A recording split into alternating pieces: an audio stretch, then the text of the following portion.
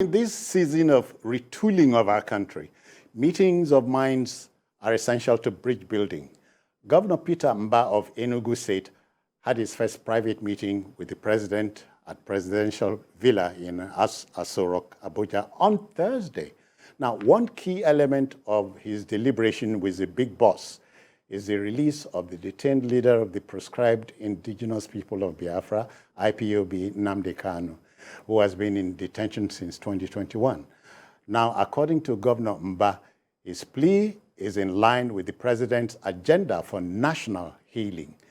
Again, to him, the infamous sit-at-home by IPOB remains banned. Representative Atiku's, okay, that's our first story. I'm sorry, I was going to jump to the next one. That's the way to go. Yes, this is what some of us have been saying for some time. Either on my program, Issues with Jide, on my YouTube program, or on Journalist Hangout, I've repeatedly canvassed the release of Nnamdi Kanu. I've repeatedly demanded for dialogue. I see some people calling me a tribalist on social media because I chose not to believe that I would be won the election. But if I were a tribalist, I won't be asking repeatedly for dialogue in resolving this matter. Yeah. I know people who have come to say, why are you asking for Nnamdi Kanu's release? But that's what I've done. The record is there. I can't even remember how many times on Issues with Jide that I've demanded that, look, it's not in every situation that you resolve issues through the courts or through military intervention. I still believe that, look, if we want peace and if we want true national healing, it's one of the first steps that the administration will take. And I recall that President Bola Ahmed Tinubu, during his campaign, made that promise that he would speak with aggrieved people in the Southeast so that we can have peace there. No sacrifice is too much for us to achieve lasting peace. And this is my view. My view remains the same on this matter. I'm convinced that we can achieve peace. Yeah, but the French call it rapprochement. Yeah, and when we come together to speak, there has to be concessions on both sides. Yeah. I expect that Nnamdi Kanu's minders would also tell him that, look, in return for what Nigeria is offering, this is what we want you to do. Give up your armed struggle.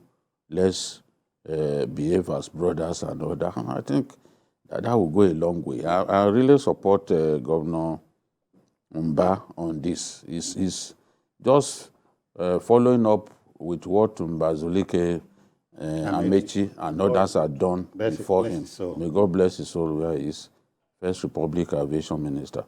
So it's a good move that this governor has initiated, and I believe that we'll get there.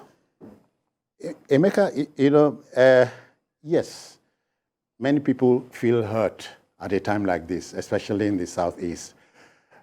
So a political victory would be out of place. Well, it's long overdue anyway, because when you go to the Southeast, a lot of things are not just in place. People are weary, people are tired, people are suspicious of security agents are suspicious of the people, and then people keep accusing the security agents of doing a number of horrible things to the people. You know, now, what's on everybody's mind is that let Nnamdi Kanu be released. We've said it on this program a number of times. Let there be a political solution to this matter so that, you see, first of all, you can reduce the tension. Because when you reduce the tension, you can now initiate dialogue. I think, actually, in 2015, when Buhari came in, some of us were saying, Buhari should go softly. on this IPOB matter. Don't take it headlong, because what you're going to do is that you will get into make a hero out of what the man. is beyond, that the situation is going to go beyond your control. Yeah. But we were ignored. People said, you're this, you're that. And then at the end of the day, what happened? What happened? You went all the way, renditioned him from Kenya, brought him to Nigeria. Have the killing stopped? As the Southeast got better for it? Yeah. You travel around the Southeast, you see checkpoints, military checkpoints. You get to Mbidi Junction, they will tell everybody to alight from vehicle and walk down. Dehumanization of the people. It is even very painful. You tell people to alight and walk down, walk by the military checkpoint, and you see, some of these things need to go. This is 21st century. There are softer approaches to dealing with insurgency, dealing with crime, dealing with a whole host of issues. Yeah. There are softer approaches you can apply so that you make sure that you still draw the people closer. You still keep the people. You don't try to alienate the people. There were some unfortunate remarks too Buhari made in his time, which stirred up a lot of anger. You are saying, I just don't want to go into, because those things are so painful. Yeah. And then the point is this: so many people have died, youths have died, soldiers have died, policemen have been killed. So on every side, Avoidably, yeah. On every side. So I think we can now say, okay, we've got to a point where we can say, yes, let's find a way to put an end to this thing. Release him. Let there be a political solution. Yeah. The courts, the Supreme Court almost got to the point of getting him released. Before Malamina started filing some, the former Attorney General started filing some new charges and all of that. But the point is this: no matter how many charges you file, no matter how long you take this thing, the fact remains that he has become an albatross. All right. Emeka, quickly, let's talk about the second leg of the story. This sit-at-home wahala. We agreed it has become a loose cannon. Yes, but IPOB has said, a part of IPOB has said that people should stop observing sit-at-home. But you see, the point is this: when something gets to the street level, and the boys on the street take over that thing, it becomes a problem. Because you don't really know, you're not really sure of who you are dealing with. Who you are dealing with. So, that is why Governor Mbah is climbing a mountain? Soludo went beyond asking for Nnamdi Kanu's release. He went to see Nnamdi Kanu. He asked Buhari to release Nnamdi Kanu. He said it. Mbazulika Amechi said, release him to me. I will guarantee so. So now, Amechi is dead. Mbazulika Amechi is dead.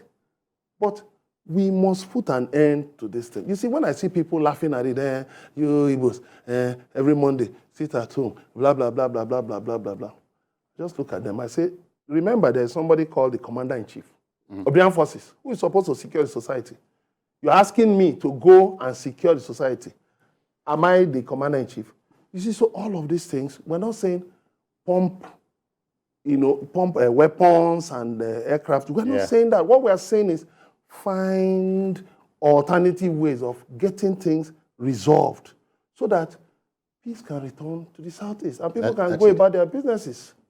So what Governor Mbah of Enugu State is doing, yes, he's echoing the sentiments in the Southeast, what people have been saying. Yes, we need for this to be done, and let's do it quickly.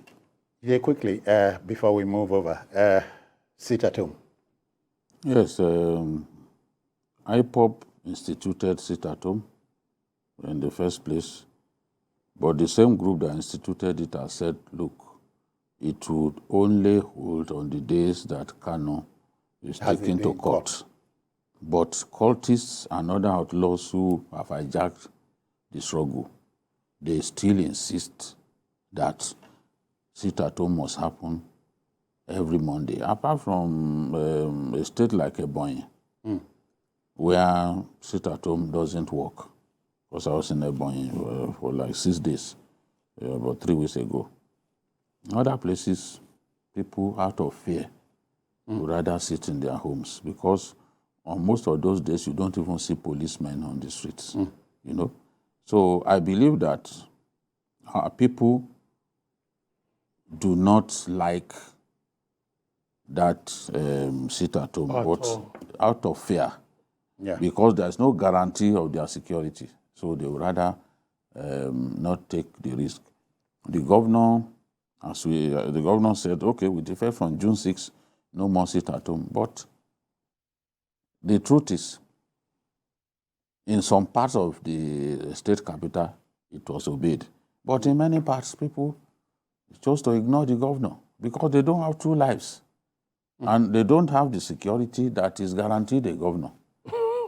So they are not taking the risk. If we can protect our people sufficiently, if they see enough security operatives on the roads on those days, they will be happy to go to work. But you can threaten civil servants as much as you like. So those threatening civil servants, they didn't obey him. They know that life has no duplicate.